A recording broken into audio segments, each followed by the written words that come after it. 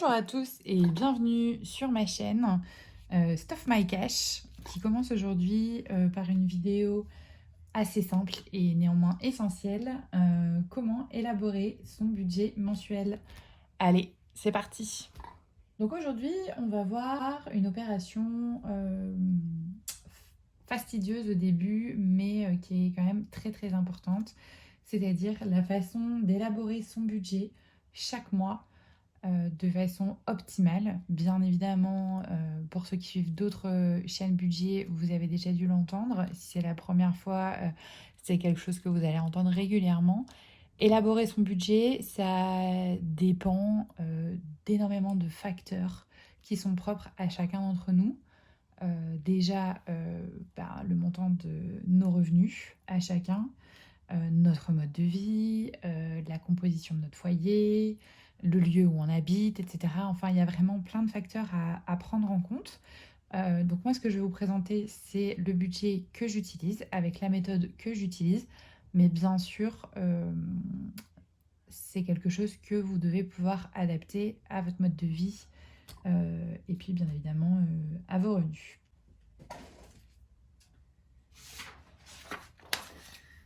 Donc voilà mon tableau, j'espère que vous allez bien le voir à l'écran. Je vais essayer de me mettre un petit peu penchée comme ça et de zoomer un peu pour que vous puissiez mieux voir ce qui est écrit.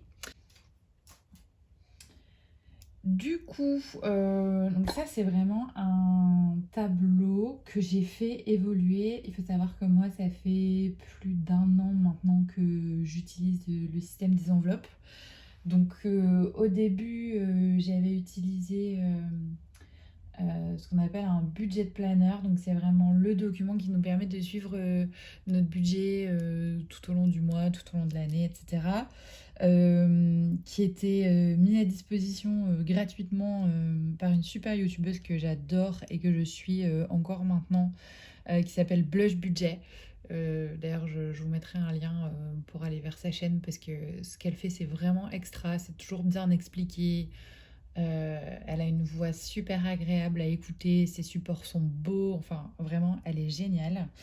Donc, je vous la recommande si vous la connaissez pas encore. Et puis, au fil du temps, je me suis aperçue que ces supports correspondaient plus vraiment à mes besoins.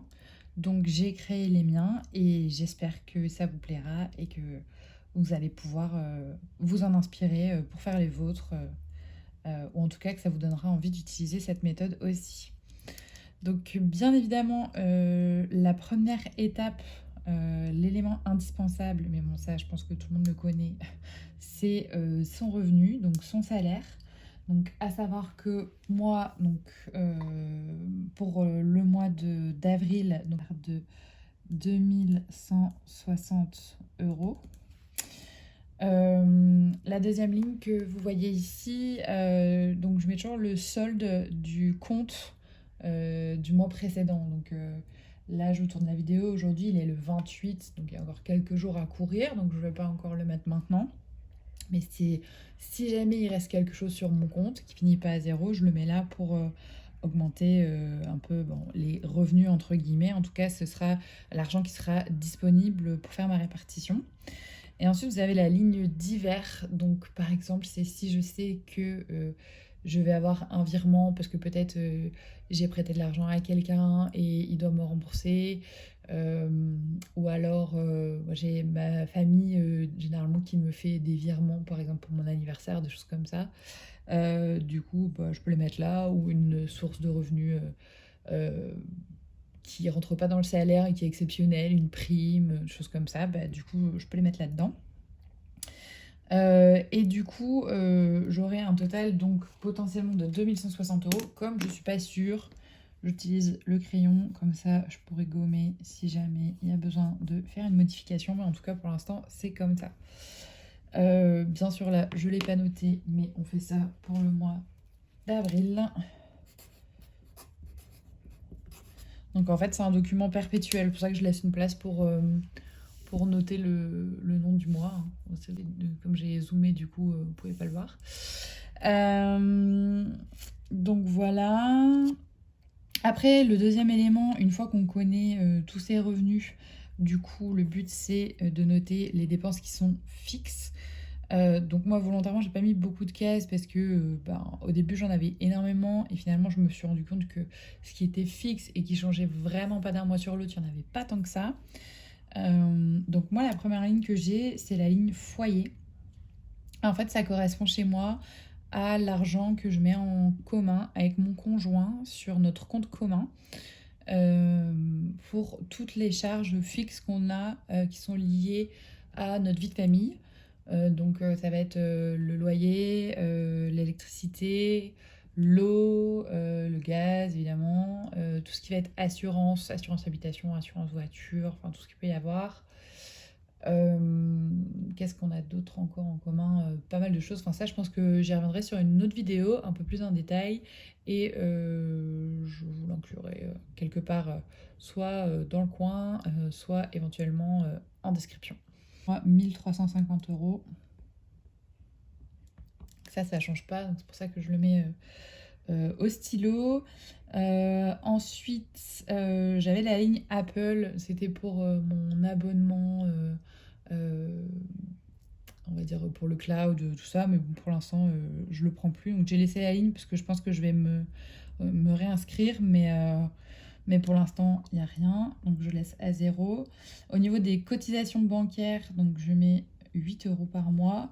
Il y en a qui préfèrent payer à l'année. Moi, je préfère essayer de mensualiser un maximum pour pas avoir de mauvaises surprises. Mais bon, ça, après, c'est chacun fait son choix.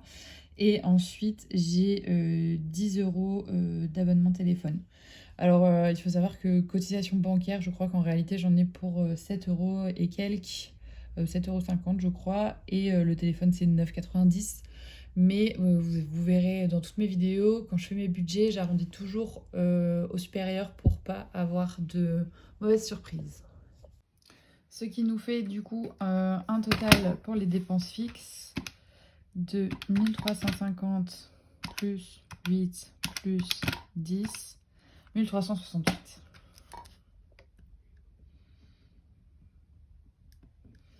Donc ça, c'est vraiment le montant de mes dépenses qui ne change jamais chaque mois, en sachant que, en espérant que tout aille bien, je devrais bientôt avoir une baisse sur ma ligne foyer parce qu'on a pas mal de charges communes qui vont sauter parce qu'on va déménager. Enfin, ça, je vous en dirai plus dans une autre vidéo si jamais ça vous intéresse. Ensuite, une fois qu'on a fait du coup nos revenus et nos dépenses fixes, moi je fais mes enveloppes. Alors, contrairement à pas mal d'autres budgéteuses, moi j'ai vraiment un système qui est différent parce que comme je vous l'ai expliqué, du coup, toutes mes charges communes avec mon conjoint, elles partent dans la ligne foyer. Ce qui fait que dans mes enveloppes perso, j'ai vraiment que ce qui va être mes dépenses perso, en fait, comme le nom l'indique, et surtout ce qui a trait au loisir. Parce que dans ce qui est foyer, on met vraiment les charges vraiment, on va dire, essentielles du budget. Et après, on gère chacun de notre côté les loisirs. On s'invite mutuellement au resto, si on fait des sorties, si on a des choses à payer pour notre fils, etc. On gère chacun une fois l'un, une fois l'autre. Enfin, ça, c'est vraiment au feeling. Donc du coup, moi ce que je fais, c'est que tous les mois, je me mets au minimum 50 € pour mon enveloppe santé.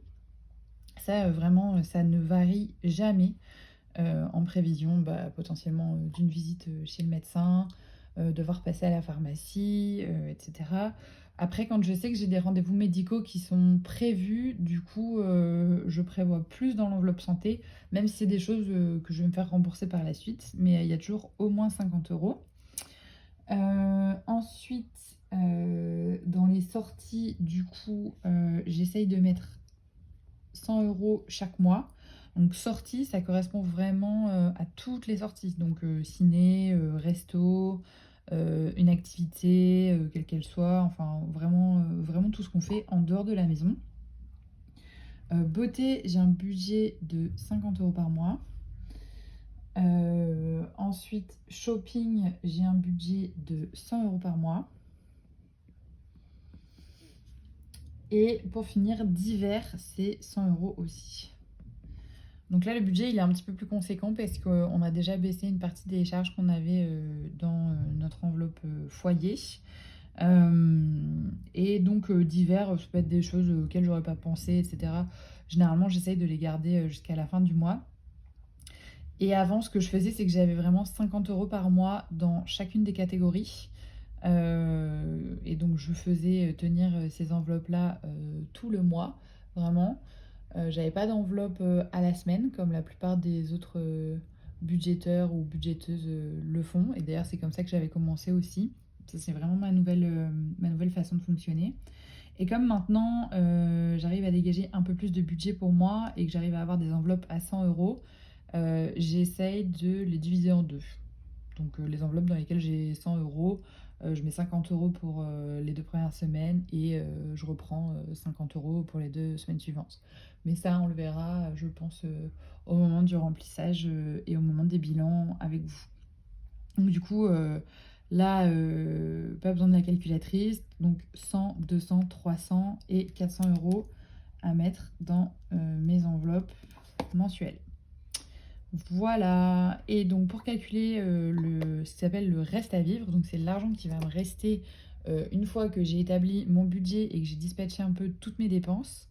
Donc c'est assez facile, il faut faire les revenus, donc 2160, moins les dépenses fixes, 1368, moins mes enveloppes, et il me restera le montant des épargnes. Même si avec l'habitude, on commence à savoir un petit peu ce qui va nous rester. Donc 2160 moins 1368 moins 400 €. Il me reste 392 €. Et comme je fonctionne avec la méthode du budget dit base zéro, donc c'est-à-dire qu'il ne reste rien à la fin du mois, donc je mets tout dans mes épargnes, donc 392 €. Et donc en total, il me reste rien. Donc je sais que je peux placer 392 € dans mes épargnes. Pour ce qui est des épargnes, je vérifie que vous êtes toujours dans le cadre. C'est bon. Donc j'ai pas mal de catégories. Alors j'ai fait le choix de tout rassembler sur un seul visuel. C'est pour ça que je travaille souvent avec un format A4. Ça change des autres formats qu'on peut voir sur d'autres chaînes. Mais parce que en fait, je me suis rendu compte que c'était super pénible de devoir tout le temps tourner les pages, chercher une information à droite, une information à gauche. Donc du coup, ça m'a pris un peu de temps pour optimiser tout ça. J'ai fait plusieurs tentatives. Pour l'instant, je suis sur ce format-là. Ça ne veut pas dire que ça ne va pas changer, mais parce que j'adore changer régulièrement et renouveler mes supports. Mais pour l'instant, c'est comme ça. Et du coup, donc vous pouvez voir chacune de mes catégories d'épargne. Donc les catégories d'épargne, c'est comme les catégories d'enveloppe. Ça change vraiment en fonction de chaque personne, en fonction de vos besoins, en fonction de vos habitudes d'achat, en fonction de ce que vous allez vouloir tester. Généralement, quand on commence à s'intéresser à son budget, on cherche pas mal d'infos et moi, c'est comme ça que j'ai fait au début en tout cas. J'avais des enveloppes qui maintenant ont disparu et il y en a des nouvelles qui sont apparues. Enfin, vous verrez bien au fur et à mesure de ce que vous allez tester. Et sur ma fiche, je les ai classées par ordre d'importance. Donc c'est vraiment les premières enveloppes, c'est vraiment les enveloppes où je vais essayer de mettre de l'argent en priorité. Je leur ai défini à chacune un objectif à atteindre d'ici la fin de l'année. Donc ça, on pourrait revenir dans une autre vidéo. Donc soit je vous l'incrusterai, soit je vous mettrai le lien dans la description pour avoir une idée claire de ce que je peux mettre dedans chaque mois en fonction de mon budget. Ici, la colonne M-1, en fait, c'est quelque chose que j'ai rajouté pour avoir tout de suite, quand je dois répartir mes épargnes, comme aujourd'hui, une visibilité sur l'état de mes épargnes à la fin du mois en cours, donc pour que je sache à quelle enveloppe je vais donner la priorité par rapport au montant qui reste dedans et par rapport à l'objectif que je me suis fixé. Ça me permet de voir s'il y a eu des gros écarts d'un mois sur l'autre, donc voir à qui je dois donner la priorité, là où je peux ralentir un petit peu mon épargne, ou inversement, là où il faut l'accélérer. Donc là, je vais le faire avec vous. Donc dans mon fonds d'urgence, il a beaucoup bougé le mois dernier parce que j'attendais une grosse rentrée d'argent qui finalement n'est pas encore arrivée, ça a pris du retard, donc espérons que ça arrive bientôt. Donc j'avais un fonds d'urgence qui était à 1 000 € et là malheureusement on est en fin de mois, il devrait plus bouger et il est seulement à 317 €. Donc c'est vraiment la cata. Mon enveloppe retraite, donc j'ai un objectif de 500 € et là à la fin du mois il est à 100 €. Mon enveloppe pour les impôts, donc j'ai mis 200 €. Honnêtement, je sais pas du tout combien je vais payer d'impôts. J'ai vu qu'il y avait un simulateur sur le site des impôts, mais j'ai pas encore eu le temps de me pencher dessus. Donc il faut vraiment que je regarde parce que ma situation professionnelle, elle a beaucoup changé là, cette année. Donc je suis un petit peu perdue. Donc impôts, je dois être à 200 € et pour l'instant, j'ai 100 € d'épargne. Santé, normalement, je dois être à 500 € et pour l'instant, je suis à 200 €. Et voyage, j'ai un objectif de 1 000 € et j'ai eu la chance de faire un petit week-end prolongé avec mon chéri le mois dernier, enfin ce mois-ci. Donc du coup, j'avais 300 €, mais ils sont partis dans le week-end. Donc on est à 0. L'enveloppe projet, c'est une enveloppe que je commence ce mois-ci, donc pour l'instant, elle est à 0. L'enveloppe loisir, elle est à 20 €. Les animaux, je suis à 100 €. Shopping, je suis à 10 €. Alors shopping, c'est une enveloppe qui bouge beaucoup, évidemment, et enfin évidemment, ça bouge plus que le fonds d'urgence. Et c'est une enveloppe que j'essaye de remplir majoritairement avec les ventes que je fais, soit sur Le Bon Coin, soit sur Vinted, enfin ce genre de plateforme. J'essaye d'avoir un budget shopping un peu responsable, on va dire, pour éviter de surconsommer.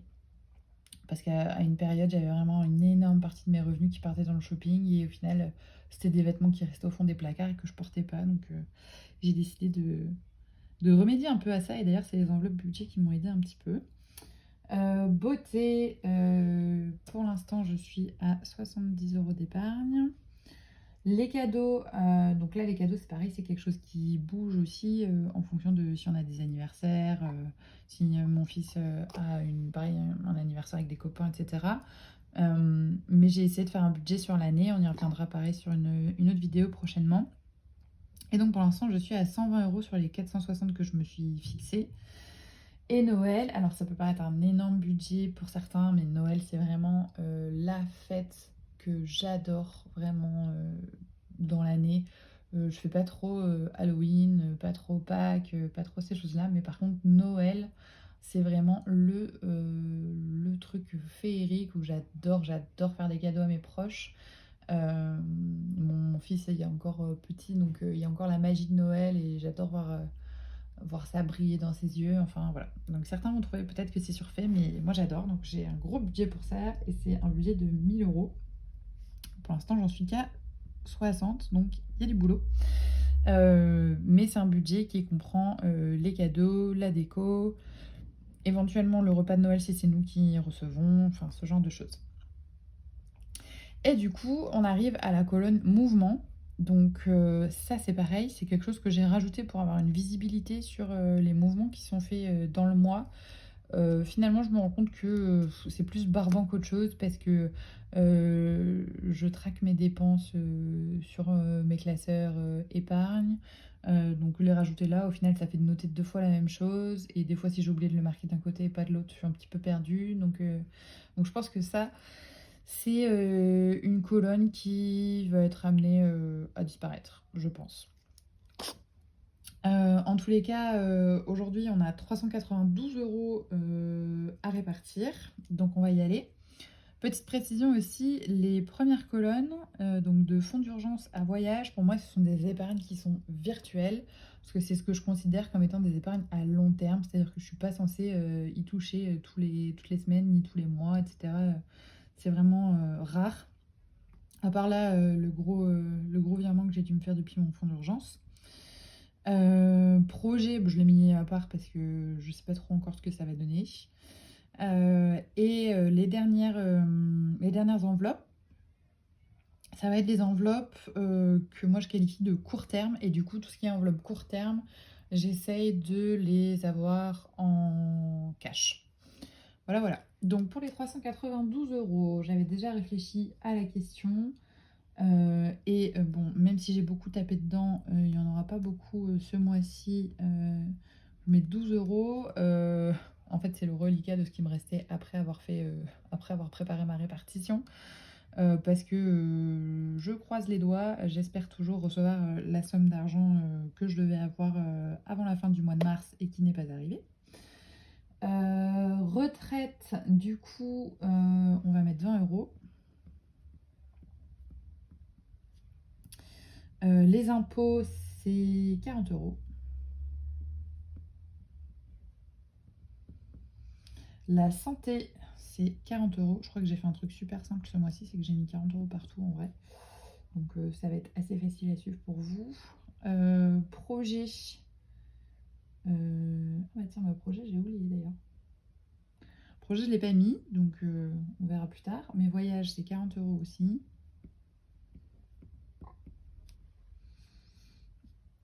Et oui, c'est bien ça. J'ai décidé de mettre 40 euros partout, sauf dans projet.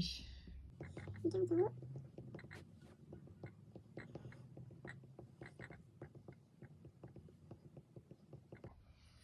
Donc si j'ai pas fait de bêtises, parce que des fois on prépare mais on n'est pas à l'abri d'une erreur. 1, 2, 3, 4, 5, 6, 7, 8, 9 fois 40.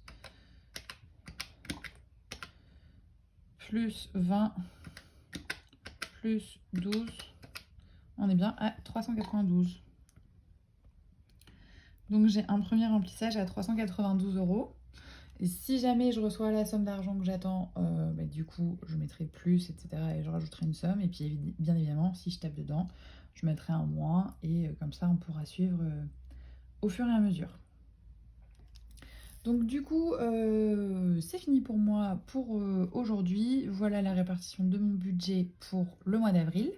J'espère que cette vidéo-là vous aura plu, que ça vous aura donné envie de regarder les autres vidéos que je posterai par la suite. N'hésitez pas à me poser des questions, à me donner vos avis, à me donner vos astuces aussi, ça m'intéresse, parce que même si ça fait plus d'un an que je me suis mise à la méthode des enveloppes, on en apprend tous les jours, et c'est ça que j'adore avec cette méthode. Et comme je vous l'ai dit tout au long de la vidéo, je posterai pas mal de choses par la suite en détaillant un petit peu les différents postes pas forcément les revenus parce qu'il n'y en a pas d'autres, mais en ce qui concerne les dépenses, le choix des enveloppes et des enveloppes au mois et le choix des enveloppes épargne. Voilà, prenez soin de vous et prenez soin de votre budget. J'espère vous retrouver très vite. À bientôt.